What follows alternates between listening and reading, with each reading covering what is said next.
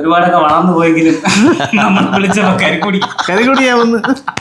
സിറ്റിയിലൊരു വീട്ടിൽ പോയപ്പോൾ വെള്ളം ചോദിച്ചപ്പോൾ അവർ അവിടെ ഒരു കുപ്പി വെച്ചിട്ടുണ്ടായി, അത് എടുത്തോളാൻ പറഞ്ഞു. അതിന് പൈപ്പിൽ നിന്ന് എടുത്ത് കുടിക്കാൻ പറഞ്ഞു.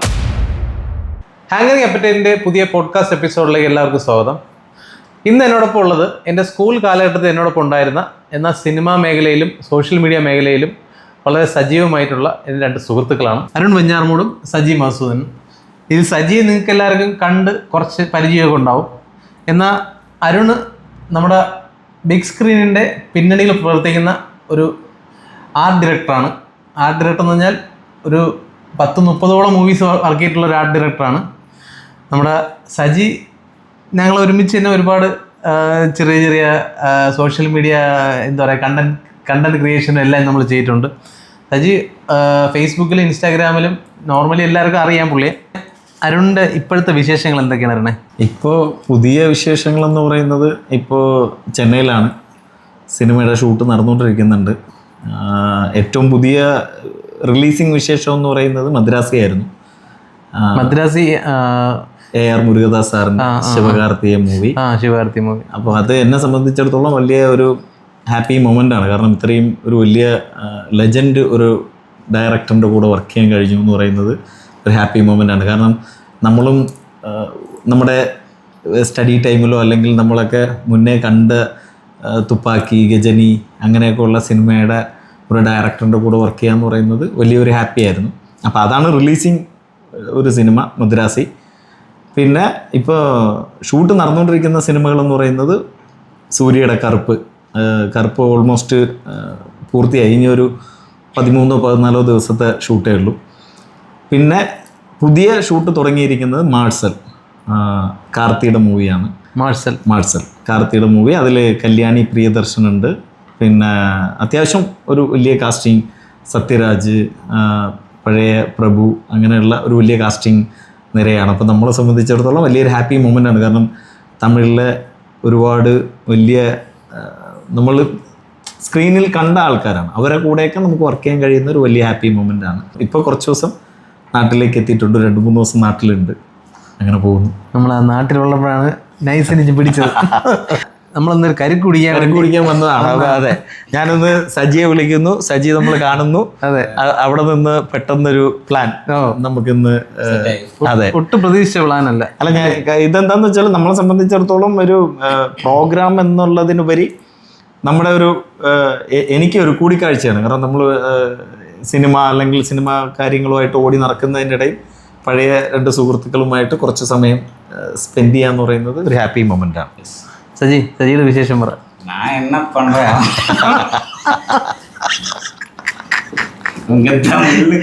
തമിഴില് പെരിയ ആളായിടുச்சு. നമ്മളൊക്കെ ഒരുമിച്ച് പഠിച്ചാണെങ്കിലും, പക്ഷെ അവൻ നമ്മളൊക്കെ കയറുന്നതിന് മുമ്പേ ഫിലിം ഫീൽഡിലോട്ടൊക്കെ കയറി. ഫസ്റ്റ് അരുണ്ട ഞാൻ സത്യം പറഞ്ഞ ആദ്യം കാണുന്നത് പാപ്പി ഒപ്പച്ച സിനിമയിൽ ഭയങ്കര ഒരു അത്ഭുതം തോന്നി. ഒരു സ്ക്രീൻ പ്രസൻസ്. യെസ്, അതന്നെ. നമ്മൾ ഒരുമിച്ച് പഠിച്ച ആൾക്കാർ ആ ഒരു ഇതിൽ വരിക എന്ന് വെച്ച് കഴിഞ്ഞാൽ നമുക്കൊരു ഭയങ്കര, നമ്മൾ ആദ്യമായിട്ട് സ്ക്രീനിൽ കാണുമ്പോൾ തന്നെ പറയാം നമ്മൾ ഒരുമിച്ച് പഠിച്ചതാണ് എന്നൊക്കെ നമ്മൾ മറ്റുള്ള നമ്മുടെ സുഹൃത്തുക്കളടുത്തൊക്കെ പറയും. അതെ അതെ. പക്ഷേ ഒരുപാടൊക്കെ വളർന്നു പോയെങ്കിലും നമ്മൾ വിളിച്ചപ്പോൾ കരിക്കുടിയാവുന്നു. എപ്പോഴും നമ്മളുടെ ഒരു ഹാപ്പി മൊമെന്റ്സ് അതാണ്. അല്ലാണ്ട് നമ്മളുടെ പോകുന്ന കാര്യങ്ങളും അല്ലെങ്കിൽ സിനിമ അതൊക്കെ എന്ന് പറയുന്നത് നമ്മുടെ കരിയർ അല്ലെങ്കിൽ നമ്മുടെ പ്രൊഫഷണൽ മൂഡ് അങ്ങനെ പോകുന്ന ലൈഫാണ്. അതിനിടയ്ക്ക് നമ്മളുടെ ഹാപ്പി മൊമെന്റ്സ് എന്ന് പറയുന്നത് ആ കുറച്ച് സമയമാണ്. നമ്മൾ ഭയങ്കര രസകരമായിട്ട് മഴയും, അവിടെ നമ്മൾ പെട്ടെന്ന് 3 പേരും കൂടി കാണുന്നു. അവിടെ നമുക്ക് ഒരു ചെറിയ കൈയെത്തി പിടിച്ചത് സജി പെട്ടെന്ന് കരിക്ക് കുടിച്ചാലോ, ശരി എന്നാൽ കരിക്ക് കുടിക്കാം. അപ്പം അത് ഭയങ്കര രസമുള്ള ഒരു മൊമെന്റ് ആയിരുന്നു. പിന്നെ സജിയെ സംബന്ധിച്ചിടത്തോളം ഭയങ്കര രസകരമായ ഒരു ലൈഫ് പാറ്റേൺ ആണ്. കാരണം ഞാനും അവൻ ഇങ്ങനെ ഒരു പാഷൻ അല്ലെങ്കിൽ ഇങ്ങനെ ഒരു അഭിനയം ഉണ്ടെന്നുള്ള എനിക്ക് അറിയത്തില്ലായിരുന്നു. അപ്പം നമ്മൾ പഠിക്കുന്ന സമയത്തും എനിക്ക് തോന്നുന്നു മിമിക്രിയും പരിപാടിയൊക്കെ ഉണ്ടെങ്കിലും ഒരു സിനിമ അല്ലെങ്കിൽ സിനിമാ മേഖലയിലേക്ക് വരണം എന്നുള്ളൊരു എനിക്ക് അത്ര ഒരു ക്ലാരിറ്റി ഇല്ല. പക്ഷെ പെട്ടെന്ന് യൂട്യൂബിൽ അവനെ കാണുന്നു. അപ്പം നോർമലി നമ്മൾ ഒരുപാട് യൂട്യൂബ് ചാനൽസും അല്ലെങ്കിൽ ഒരുപാട് പേരുടെ യൂട്യൂബ് പെർഫോമൻസും കാണുന്നതാണ്. കാരണം ഞാൻ സിനിമയുടെ പിന്നണിയിൽ നിൽക്കുമ്പോൾ നമ്മൾ ഒരുപാട് പേരുടെ പെർഫോമൻസ് കാണുന്നൊരു വ്യക്തിയാണ്. പക്ഷേ ഇവൻ ഓരോ വീഡിയോയും ചെയ്യുമ്പോൾ അതിൻ്റെ ഭയങ്കര ഡെപ്തും ആ ക്യാരക്ടറിന് കൊടുക്കുന്ന ഇമ്പോർട്ടൻസ്, അല്ലെങ്കിൽ ഇമോഷണലി ആ ഫേസിലെ എക്സ്പ്രഷൻസ്, ഇതൊക്കെ ഭയങ്കര മൈന്യൂട്ടായിട്ട് ചെയ്യുന്നുണ്ട്. അപ്പം അത്രയും അതിനോട് ഭയങ്കര ഒരു ആഗ്രഹവും അല്ലെങ്കിൽ അത് അച്ചീവ് ചെയ്യണമെന്നുള്ളൊരു ഇതൊക്കെ പെർഫോമൻസിൽ ഭയങ്കര ബ്രില്യൻ്റ് ആയിട്ട് കാണിക്കുന്നുണ്ട്. അപ്പം അത് ആൾക്കാരുടെ ഇടയിലും ഭയങ്കരമായിട്ട് അത് ഒരു എല്ലാവരും സ്വീകരിക്കുന്നുണ്ട്. ഇപ്പം എനിക്ക് തോന്നുന്നു വെഞ്ഞാറമൂട്ടിൽ അത്യാവശ്യം അറിയപ്പെടുന്ന ഒരു ഈ വീഡിയോയുടെ അടിയിൽ ഫസ്റ്റ് കമന്റ് വരുന്നത് എന്താണെന്നറിയാമോ? സജീര ഒരു വീഡിയോയിൽ അഭിനയിച്ചുകൊണ്ട് എന്നെ 2 നേരം അറിയാം. അതെ, ഞാൻ ബാങ്കിൽ കഴിഞ്ഞ പൈസ എടുക്കാൻ പോയി. അപ്പം ഇതിൻ്റെ കൂടെ ഞാൻ ലോട്ടറിയുടെ ഒരു വീഡിയോ ചെയ്തായിരുന്നു, ബമ്പർ ലോട്ടറി. എൻ്റെ ഒരു മാമൻ ചോദിച്ചു ലോട്ടറി ഒക്കെ അടിച്ചല്ലേ? നമ്മളെ കണ്ടന്റ് കാണുമ്പോൾ ചില ആൾക്കാർ ഇങ്ങനത്തെ കമന്റ്സ് ചെയ്യും. അവരിത് റിയൽ ലൈഫ് പോലെയാണ് കാണുന്നത്. കമന്റ്സൊക്കെ ചിലതൊക്കെ തെറിയും പറഞ്ഞുകൊണ്ടായിരിക്കും പറയണത്, മനസ്സിലായേ? എന്ന് വെച്ച് കഴിഞ്ഞാൽ അവർ വിചാരിക്കുന്നത് യഥാർത്ഥ ലൈഫ് കുറച്ച് അങ്ങനെയാണ്. നമ്മുടെ സ്റ്റോറീസ് കൂടുതലും അങ്ങനെയാണ് കിട്ടുന്നത്. നമ്മൾ ചിലപ്പോൾ ആരുടെങ്കിലും നമുക്ക് പരിചയമുള്ള ഒരാളുടെ അടുത്ത് സംസാരിക്കുമ്പോൾ അവർ പറയുന്ന അവരുടെ സ്റ്റോറിയാണ്. ഇത് നമ്മൾ നമ്മുടേതായ രീതിയിൽ ആ സാധനം എടുക്കുന്നതാണ്. പലതും റിയൽ ലൈഫിൽ നടന്നിട്ടുള്ള കാര്യമാണ്. നമ്മുടെ ഒരു ഈ ജോലിക്ക് ഈ പണിക്കാർ സാധാരണ വീട്ടിൽ പോകുമ്പോൾ അവർക്ക് വെള്ളം കൊടുക്കുന്ന വെള്ളം ചിലപ്പോൾ നമ്മൾ ഈ അത്യാവശ്യം ചുറ്റുപാടൊക്കെ വലിയൊരു ആൾക്കാരുടെ വീട്ടിലൊക്കെ ചെല്ലുമ്പോൾ ജോലിക്കാരെയൊക്കെ അവർ വെറും ജോലിക്കാരായിട്ടാണ് കാണുന്നത്, വെറും ലേബേഴ്സായിട്ടാണ് കാണുന്നത്. അപ്പോൾ അത് എൻ്റെ ജീവിതത്തിൽ എനിക്ക് ഉണ്ടായൊരു അനുഭവമാണ്. സിറ്റിയിലൊരു വീട്ടിൽ പോയപ്പോൾ വെള്ളം ചോദിച്ചപ്പോൾ അവർ അവിടെ ഒരു കുപ്പി വെച്ചിട്ടുണ്ടായി, അത് എടുത്തോളാൻ പറഞ്ഞു, അതിന് പൈപ്പിൽ നിന്ന് എടുത്ത് കുടിക്കാൻ പറഞ്ഞു. സംഭവം കറക്റ്റാണ്. പക്ഷെ ചില സാധാരണക്കാരുടെ വീട്ടിൽ നമ്മൾ പോയി കഴിഞ്ഞാൽ അവർ നമുക്ക് രാവിലെ നമ്മൾ ചെല്ലുമ്പോൾ ചായ ഇട്ട് തരും, ഉച്ചയ്ക്ക് ചോറ് കഴിക്കാൻ വിളിക്കും, നമ്മൾ കൊണ്ടുവരാത്തവർക്ക് അവർ ചോറ് കൊടുക്കും. അതേപോലെ വൈകുന്നേരം അവർ ചായ ഇട്ട് തരും. ഇതിനിടയ്ക്ക് നമുക്ക് കുടിക്കാനുള്ള തണുത്തുള്ളണമെങ്കിൽ അത് ചൂടുള്ളണമെങ്കിൽ അത്. അപ്പോൾ അത് എൻ്റെ റിയൽ ലൈഫിൽ നിന്ന് എനിക്ക് കിട്ടിയ ഒരു സാധനമാണ്. പക്ഷേ ഞാനതെടുത്ത് ഒരു കണ്ടൻറ്റാക്കി ക്രിയേറ്റ് ചെയ്തപ്പോൾ ഏകദേശം 6 മില്യന് മേളിൽ ആ വീഡിയോ ആൾക്കാരത് കണ്ടു. അതേപോലെയുള്ള സാധനങ്ങൾ തന്നെയാണ് കൂടുതൽ എപ്പോഴും എടുത്ത് ചെയ്യാൻ നോക്കുന്നത്. എന്തായാലും അരുണിനെ വെച്ചിട്ടും ഞാനൊരു കണ്ടന്റ് പ്ലാൻ ചെയ്തു. നമ്മുടെ റിയൽ ലൈഫിലുള്ള കണ്ടന്റുകൾ ചെയ്യുമ്പോൾ കുറച്ചുകൂടെ ഇമോഷണലി അത് കണക്ഷൻ കൂടുതൽ കിട്ടും. അപ്പോൾ അതുകൊണ്ടാണ് ഇവർ ചെയ്യുന്ന വീഡിയോസിനും നമുക്ക് കാണുമ്പോഴും അത് നേരിട്ട് ഫീൽ ചെയ്യുന്നു. ഇപ്പോൾ അരുണ് നമ്മളിപ്പോൾ എനിക്ക് അരുണെ ഞാൻ പണ്ട് പഠിക്കാൻ പോകുമ്പം എവിടെയെന്ന് അറിയാമോ, കെൽട്രോണിൽ ഞാൻ പണ്ട് ഇപ്പോഴല്ല വർഷം ആ സമയത്ത് പഠിക്കാൻ പോകുമ്പം ഞാനോട് ഒരു ബസ്സിലാണ് പോണത് ഫാസ്റ്റ്. അന്ന് അരുണ് ഒരിക്കലും ഞാൻ പ്രതീക്ഷിച്ചില്ല അരുൺ ഇങ്ങനെ ഒരു ലെവലിലൊക്കെ എത്തുമെന്നല്ലോ. നമ്മൾ ആ ഒരു കാരണം അവൻ അന്ന് എനിക്ക് തോന്നുന്നു അന്ന് പഠിക്കാൻ പോകുന്നത് സീരിയലിലൊക്കെ വർക്കിന് സീരിയലിലൊക്കെ അതിൽ നിന്നാണ് ഇപ്പം മലയാള സിനിമയിൽ നിന്നും അവൻ തമിഴ് സിനിമ വരെ എത്തി. അതെ, ആ ഒരു റേഞ്ചിൽ വളർന്നു. അരുണ് പണ്ട് സീരിയൽ ഫീൽഡിൽ നിൽക്കുന്ന സമയത്ത് ഞാനും അരുണിന്റെ കൂടെ പോകാൻ വേണ്ടിയിട്ടിരുന്നാണ്. ചോദിച്ചേടാ എനിക്ക് ഫിലിം ഫീൽഡിലോട്ട് വരാൻ താല്പര്യമുണ്ട് എന്ന് പറഞ്ഞു.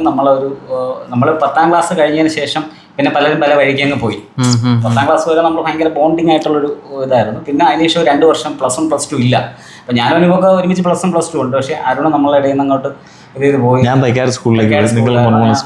സ്കൂളിൽ. അപ്പം ഞാൻ കുറച്ച് നാൾ കഴിഞ്ഞ് വർക്കിനൊക്കെ ഇറങ്ങിയതിന് ശേഷം ഞാൻ അരുണിനെ കണക്ട് ചെയ്യുന്നുണ്ട്, വേറൊരു പയ്യനായിട്ട് അരുണിനെ കണക്ട് ചെയ്യുന്നുണ്ട്. അപ്പോൾ അളിയാ നീ നമുക്ക് സീരിയൽ ഫീൽഡാണ്. പക്ഷെ അതിനകത്തുള്ള ഒരുപാട് കഷ്ടപ്പെട്ട് സാക്രിഫൈസ് ചെയ്ത് വന്ന ആളാണ്. അപ്പം അതൊക്കെ അന്ന് പറയുന്നുണ്ട്, ഇങ്ങനെ ഉള്ള കാര്യങ്ങളൊക്കെ ഉണ്ട്. പക്ഷെ എനിക്ക് കുറച്ച് സാമ്പത്തിക ബുദ്ധിമുട്ടും കാര്യങ്ങളൊക്കെ ഉള്ളത് കൊണ്ട് ഞാൻ വിചാരിച്ചത് അപ്പോൾ അതിലോട്ട് തൽക്കാലം പോയാൽ നടക്കില്ല എന്ന് വെച്ചിട്ട് ഞാൻ അങ്ങ് മാറി നിന്നതാണ്. നമുക്ക് പണ്ട് സ്കൂളിൽ പഠിക്കുന്ന സമയങ്ങളിൽ പോലും സത്യം പറയാൻ നല്ല അവസരങ്ങൾ കിട്ടിയിട്ടില്ല. ചിലപ്പോൾ നമ്മുടെ യുവജനോത്സവം അതേപോലെ ഇതൊക്കെ വരുമ്പോൾ നമുക്കൊരു മിമിക്രി അവതരിപ്പിക്കാൻ വേണ്ടിയിട്ട് ചിലപ്പോൾ ഒരു വേദി കിട്ടും. പക്ഷെ എന്നാലും നമുക്കതൊരു ആ ഒരു സമയത്ത് കിട്ടുന്നത് നമ്മൾ അന്ന് സപ്പോർട്ട് ചെയ്യാനുള്ള ടീച്ചേഴ്സും ആരും ഇല്ലായിരുന്നു. അപ്പം നമുക്ക് അങ്ങനെ ഒരു നല്ലൊരു അവസരങ്ങൾ കിട്ടിയിട്ടില്ല. അല്ല, നമ്മൾ പഠിക്കുന്ന കാലഘട്ടത്തിലെന്ന് പറയുമ്പോൾ ഇത്രയും സോഷ്യൽ മീഡിയക്ക് ഇത്രയും ഇതില്ല. പിന്നെ നമ്മൾ പഠിക്കുന്ന സമയത്ത് മൊബൈലോ അല്ലെങ്കിൽ ഇങ്ങനെയുള്ള കാര്യങ്ങളൊന്നുമില്ല. ഇപ്പം ഒരുപാട്, അതായത് ഒരു കഴിവുള്ള ഒരു വ്യക്തിക്ക് അത് പുറത്ത് കൊണ്ടുവരാനും അല്ലെങ്കിൽ അതിനെ മറ്റുള്ളവരിലേക്ക് എത്തിക്കാനും ഒരുപാട് മേഖലകളുണ്ട്. ഒരു മൊബൈൽ കയ്യിലുണ്ടെങ്കിൽ തന്നെ നമ്മുടെ കഴിവ് എന്താണെന്ന് നമുക്ക് ചുറ്റുപാടുമുള്ള എല്ലാവരും അറിയിക്കാൻ കഴിയുന്നൊരു.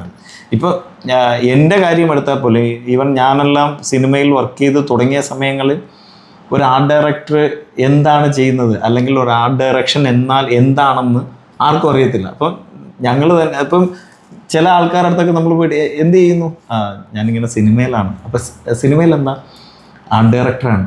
ആർട്ട് ഡയറക്ടർ എന്ന് പറയുമ്പോൾ അപ്പോൾ നമ്മൾ പറഞ്ഞ് മനസ്സിലാക്കി കൊടുക്കണം, ഈ സിനിമയിൽ കാണുന്ന ഹോസ്പിറ്റലും പോലീസ് സ്റ്റേഷനും അങ്ങനെയുള്ള സംഭവങ്ങളൊക്കെ സെറ്റിട്ടാണ്, അല്ലാണ്ട് അതൊന്നും റിയൽ അല്ല എന്ന് നമ്മൾ പറഞ്ഞ് മനസ്സിലാക്കണം. പക്ഷെ ഇപ്പോൾ അങ്ങനെയല്ല.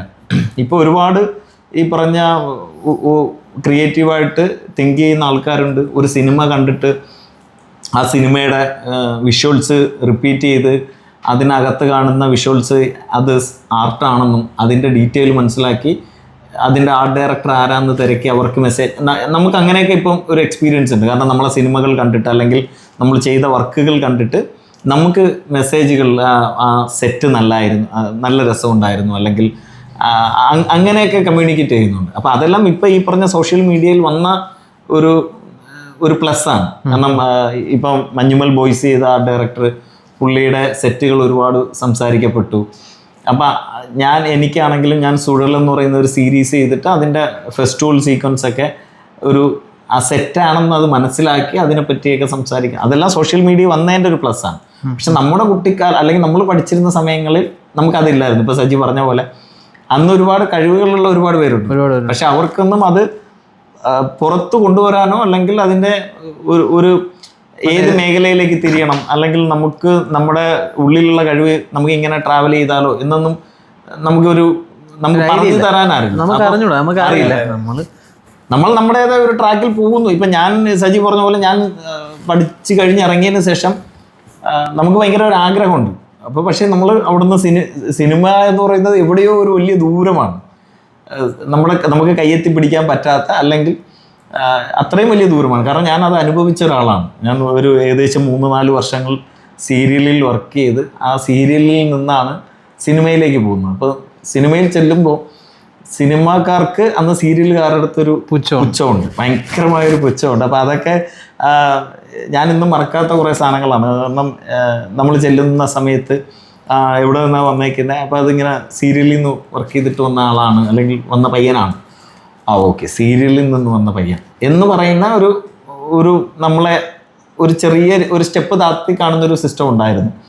അവിടെ നിന്നുമാണ് നമ്മുടെ പെർഫോമൻസും അല്ലെങ്കിൽ നമ്മുടെ വർക്കും നമ്മൾ ഓരോ സ്റ്റെപ്പ് മുന്നിലേക്ക് കയറിയാണ് നമ്മൾ സിനിമയിൽ ഒരു സ്പേസ് ഉണ്ടാക്കിയെടുക്കുന്നത്. അപ്പം അവിടെ നിന്നും ഞാൻ ഇന്ന് ഈ പറഞ്ഞ ഒരു നമ്മൾ ചെയ്ത വർക്കിൻ്റെയും പ്ലസ് നമ്മുടെ ഒരു ലക്കും എല്ലാം കൊണ്ട് ഇന്നിപ്പോൾ ഒരു തമിഴ് ഇൻഡസ്ട്രിയിൽ ഈ പറഞ്ഞ സൂര്യ അല്ലെങ്കിൽ ശിവകാർത്തികേയൻ അല്ലെങ്കിൽ കാർത്തി എന്നൊക്കെ പറയുന്ന ഹീറോസിൻ്റെ സിനിമകൾ ചെയ്യാൻ കഴിയുന്നത് എൻ്റെ ഒരു വലിയ ഭാഗ്യമാണ്. പക്ഷെ ഞാൻ അന്ന് എനിക്ക് അനുഭവിച്ച ഒരു ബുദ്ധിമുട്ടുണ്ട്, അല്ലെങ്കിൽ നമ്മളെ മാറ്റി നിർത്തിയ ഒരു അവസ്ഥയുണ്ട്. പക്ഷെ അവിടെ ഞാൻ ഇന്ന് എൻ്റെ കൂടെ നിൽക്കുന്ന എൻ്റെ പിള്ളേരുണ്ട്. അവർക്ക് ഞാൻ മാക്സിമം ഫ്രീഡം കൊടുക്കുന്നുണ്ട്. അല്ലെങ്കിൽ അവരെല്ലാം നമ്മുടെ അനിയന്മാരോ അല്ലെങ്കിൽ നമ്മുടെ ആ ഒരു സ്പേസിലാണ് നമ്മൾ കൊണ്ടുപോകുന്നത്. വർക്കിൻ്റെ കാര്യങ്ങൾ പറഞ്ഞു കൊടുക്കുകയും അല്ലെങ്കിൽ അതിനെ ചില സമയങ്ങളിൽ ചൂടായാൽ പോലും നമ്മൾ അവർക്ക് വാല്യുബിൾ ആയിട്ട് മാത്രമേ നമ്മൾ സ്പേസ് കൊടുക്കാറുള്ളൂ. സൂപ്പർ. പണ്ട് അരുൺ, ഇപ്പോൾ ഫസ്റ്റ് നമ്മൾ മലയാള ഇൻഡസ്ട്രിയിൽ തുടക്കം കുറിച്ച ഒരു സിനിമ ഏതായിരുന്നു ആദ്യം? ഞാനിപ്പോൾ സജി പറഞ്ഞ പോലെ മലയാള സിനിമയിൽ എൻ്റെ ഫസ്റ്റ് സിനിമ എന്ന് പറയുന്നത് പാപ്പിയപ്പച്ചയായിരുന്നു. അതിലാണ് ഫസ്റ്റ് നമ്മൾ കാണുമ്പോൾ ഫിലിം ഫീൽഡ് എത്തിയെന്ന് നമ്മൾ അറിയുന്നത് ആ സമയത്താണ്. അതിൽ ആർട്ട് ഡയറക്ടറായിട്ടാണ്? അല്ല, ഞാൻ പാപ്പിയപ്പച്ച എന്ന് പറയുന്നത് ഗിരീഷ് മേനോൻ എന്ന് പറയുന്ന ആർട്ട് ഡയറക്ടറിൻ്റെ കൂടെ അസിസ്റ്റൻ്റ് ആയിട്ടാണ് വർക്ക് ചെയ്യുന്നത്. പക്ഷെ അതിന് മുന്നേ ഞാൻ ഒരു മലയാള സിനിമ ചെയ്തിട്ടുണ്ട്, ഓർക്കുക വല്ലപ്പോഴും എന്ന് പറയുന്ന ഒരു സിനിമയാണ്. അത് സന്തോഷ് വെഞ്ഞാറമൂട് എന്ന് പറയുന്ന പുള്ളി വെഞ്ഞാറമൂടുകാരനാണ്.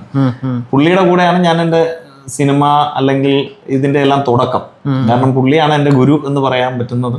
പുള്ളിയാണ് എന്നെ തുടക്കകാലങ്ങളിൽ സിനിമയിലേക്ക് കൊണ്ടുപോയി ഓരോ സ്റ്റെപ്പ് സിനിമയുടെ കുഞ്ഞു കുഞ്ഞു കാര്യങ്ങളെല്ലാം നമ്മളെ പഠിപ്പിച്ചു തന്നതും പുള്ളിയാണ്. അത് പാപ്പിയപ്പച്ച എന്ന് പറയുന്നത് ഒരു വലിയ സിനിമയായിരുന്നു.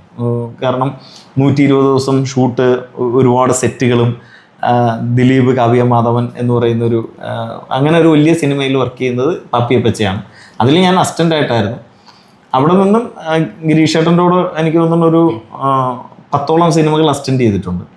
പാപ്പിയപ്പച്ച, മേക്കപ്പ് മാൻ, വാടാമല്ലി, കിങ് ആൻഡ് കമ്മീഷണർ, അങ്ങനെ കുറച്ച് സിനിമകൾ വർക്ക് ചെയ്തതിന് ശേഷമാണ് ഞാൻ അസോസിയേറ്റ് ആയിട്ട് അടുത്ത ഒരു സ്റ്റെപ്പ് അടുത്തൊരു പടി മുന്നോട്ട് കയറി. അതിൻ്റെ ഫസ്റ്റ് ഞാൻ അസോസിയേറ്റ് ചെയ്ത സിനിമ ലിസമ്മയുടെ വീടെന്ന് പറയുന്നൊരു സിനിമയാണ്, മീര ജാസ്മിൻ്റെ. അതാണ് ഞാൻ ആദ്യമായിട്ട് അസോസിയേറ്റ് ചെയ്യുന്നത്. അതിന് ഇത് രണ്ടും തമ്മിലുള്ള വ്യത്യാസം എന്ന് പറയുന്നത്, അസിസ്റ്റൻ്റ് ചെയ്യുമ്പോൾ നമുക്ക് നമ്മളെ പറഞ്ഞേൽപ്പിക്കുന്ന കാര്യങ്ങൾ മാത്രം ചെയ്താൽ മതി. അസോസിയേറ്റ് ചെയ്യുമ്പോൾ ഒരു ആർട്ട് ഡയറക്ടർ ചെയ്യുന്ന ജോലിയുടെ ഈക്വലി പുള്ളിയുടെ പ്രസൻസ് ഇല്ലാത്തപ്പോഴും അല്ലെങ്കിൽ ഉള്ളപ്പോഴാണെങ്കിലും നമ്മൾ അത്രയും തിങ്ക് ചെയ്ത് നമ്മൾ അത്രയും എഫേർട്ട്, ഒരു കോർഡിനേഷൻ, ഒരു ടീമിനെ എങ്ങനെ കോർഡിനേറ്റ് ചെയ്യും, നമ്മളിവിടെ വർക്ക് ചെയ്യേണ്ടത് നമ്മൾ ആ എഫേർട്ടും കൂടെ ഇടണം. ഒരു ആർട്ട് ഡയറക്ടർ ഉണ്ടെങ്കിലും ആ ടീമിനെ കോർഡിനേറ്റ് ചെയ്യുന്ന കാര്യങ്ങളും എല്ലാം ഒരു അസോസിയേറ്റ് ആയിരിക്കും ഹാൻഡിൽ ചെയ്യുന്നത്. ഒരു അസിസ്റ്റന്റ് ആകുമ്പോൾ ഒരു യന്ത്രം പോലെ വർക്ക് ചെയ്ത്, അതെ, പറയുന്ന കാര്യങ്ങൾ നമുക്ക് അത്രയും ഉത്തരവാദിത്തങ്ങളൊന്നും ഉണ്ടാവില്ല. അങ്ങനെ ആകുമ്പോൾ കുറച്ചുകൂടെ നമ്മൾ കുറേ കാര്യങ്ങളും കൂടി ചിന്തിക്കണം, കുറേ കാര്യങ്ങളും കൂടി ഉത്തരവാദിത്തങ്ങൾ ഉണ്ടാവണം. അങ്ങനെ അസോസിയേറ്റ് ആയിട്ട് കുറേ സിനിമകൾ വർക്ക് ചെയ്തു. അവിടെ നിന്നും അലമാര എന്ന് പറയുന്ന ഒരു സിനിമയിൽ മിഥുൻ മാനുവലാണ് എന്നെ ആദ്യമായിട്ട് ആർട്ട് ഡയറക്ടർ ആക്കുന്നതും. ഞാൻ ആർട്ട് ഡയറക്ഷൻ ചെയ്യുന്ന ആദ്യത്തെ സിനിമയും അലമാരയാണ്. അപ്പൊ അതും ഒരു അലമാര മൂവി ആരായിരുന്നു ആക്ടർ? സണ്ണി വെയിൻ. സണ്ണി വെയിൻ, അതിഥി രവി, മണികണ്ഠൻ, അങ്ങനെ സൈജു കുറുപ്പ്, അങ്ങനെ ഒരു താരനിര തന്നെ ഉണ്ട്. അത്യാവശ്യം. പിന്നെ അതിൻ്റെ ഒരു സ്പെഷ്യൽ എന്ന് പറയുന്നത് അതിൻ്റെ ടൈറ്റിൽ തന്നെ ഒരു പ്രോപ്പർട്ടിയാണ്. അതെ, പ്രോപ്പർട്ടി. ഒരു ആർട്ട് ഡയറക്ടറിനെ സംബന്ധിച്ചിടത്തോളം ഞാൻ 1-2 ഇന്റർവ്യൂവിൽ പറഞ്ഞിട്ടുണ്ട്. സെറ്റ് ചെയ്ത്, അതെ, ഒരു ഒറിജിനലും അതെ, ഒരു ഒറിജിനലും അതേ സെയിം ഡിറ്റോ ഒരു ഡെമ്മിയും ക്രിയേറ്റ് ചെയ്തതാണ്. അപ്പം കാരണം നമുക്ക് അത് ആ സിനിമ കാണുന്നവർക്ക് മനസ്സിലാവും, അതിങ്ങനെ എടുത്ത് ഒരു സ്റ്റെപ്പ് കയറി മുകളിലേക്ക് പോകുന്നൊരു സംഭവമുണ്ട്. അപ്പോൾ അവിടെ നമുക്ക് ഒറിജിനൽ കൊണ്ടുപോകാൻ പറ്റില്ല. ഏകദേശം ഒരു 1000 കിലോളം വെയിറ്റ് ഉണ്ട്. അത് നല്ല വെയിറ്റുള്ള ഒറിജിനൽ തടിയിൽ ചെയ്തതാണ്.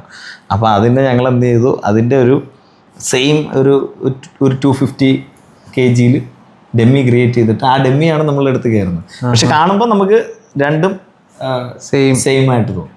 അപ്പം അങ്ങനെയുള്ള സ്ഥലങ്ങളിലാണ് നമുക്കും കുറച്ച് ചലഞ്ചായിട്ട് വരുന്നത്. ഇപ്പൊ കാർപ്പന്റർമാർ ബംഗാളി ഉണ്ടല്ലേ? ഇല്ല, വളരെ സെറ്റിലാണ് നിൽക്കുമ്പോൾ വിളിക്കാൻ പറ്റില്ല.